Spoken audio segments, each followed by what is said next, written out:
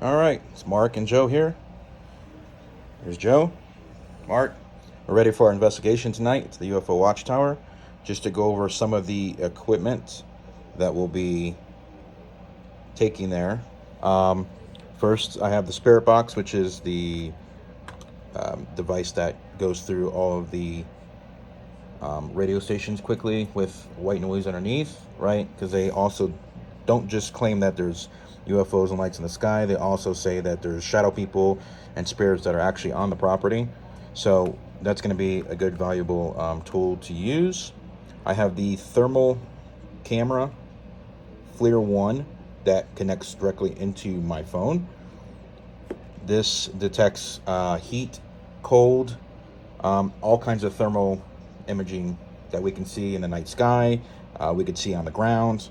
If there's something crazy that's going on that we feel that there's, we can't see with the naked eye, maybe the thermal camera can pick it up.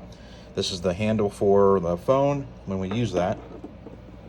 The Ovilus 5 device, which is really good in haunted locations.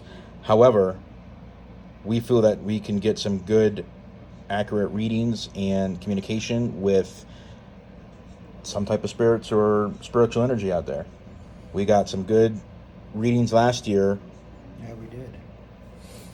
Multiple different words that came through here that we were just, it was saying different things over and over again. So this will be a good device to use. I'm going to charge that up right now. And this is the REM pod device. The REM pod device actually, it turns on just like this.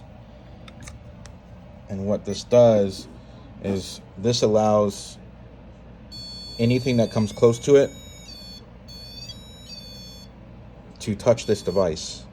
What happens is it sends out an EM barrier. Anything that breaks that barrier it'll go off. So we're hoping that will go off tonight. I mean, that'll be pretty interesting, right? Yes. Also have an infrared camera here. It's actually not an infrared camera, it's a full spectrum camera. So not only will it detect anything in infrared light, it also detects everything in UV light and anything in between.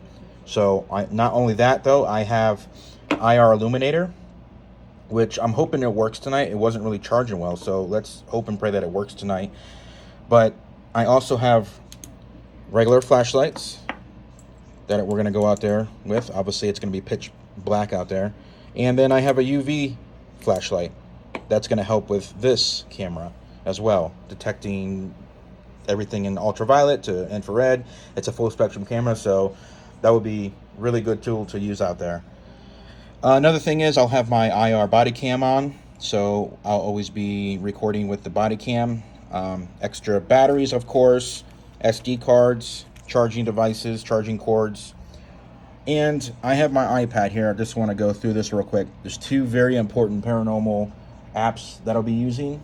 Well, not per se paranormal, but in the use of the paranormal field, this is great. One is called Skyview.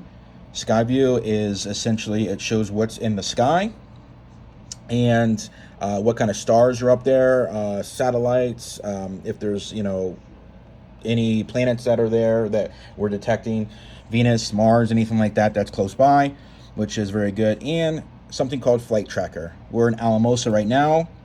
There's no flights overhead, but when we are out at the UFO Watchtower, this is going to be very, very helpful in determining whether something is actually a plane, helicopter, whatnot. It detects all that, even the Cessnas, the small planes. So this would be a good, valuable tool to use out there as well.